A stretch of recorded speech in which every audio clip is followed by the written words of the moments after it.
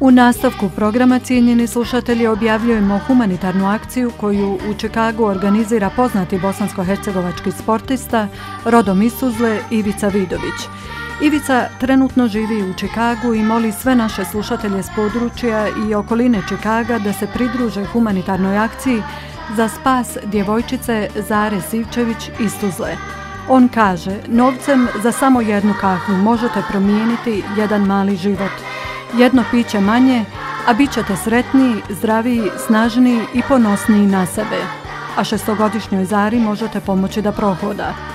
Zara je rođena 2006. godine prije vremena s težinom od samo 820 grama, s težinom manjom od 1 kilograma.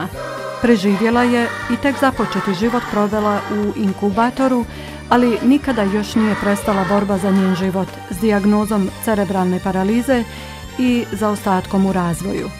Od djevojčice koja nije imala kontrolu glave, koordinaciju pokreta ruku i nogu, koja nije mogla hodati, puzati i sjediti, a imala je i problem s vidom, nakon operacije lijevog stopala u Sarajevu i veoma teške i komplikovane operacije kuka u Opatiji, započela je još jednu tešku borbu.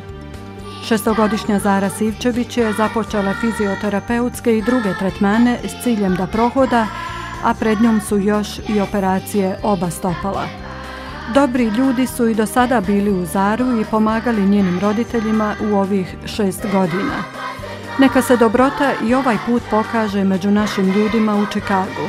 Pomozimo da ova hrabra 6-godišnja djevojčica konačno napravi svoj prvi korak.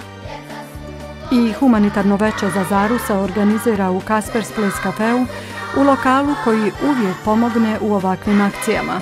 Humanitarno veče za Zaru je 12. januara, a Kaspers Place Cafe se nalazi na 5155 North Lincoln Avenue u Čikagu. Za svaku donaciju će vlasnik Kaspers Place Cafea poslužiti besplatno piće, kao i uvijek do sada.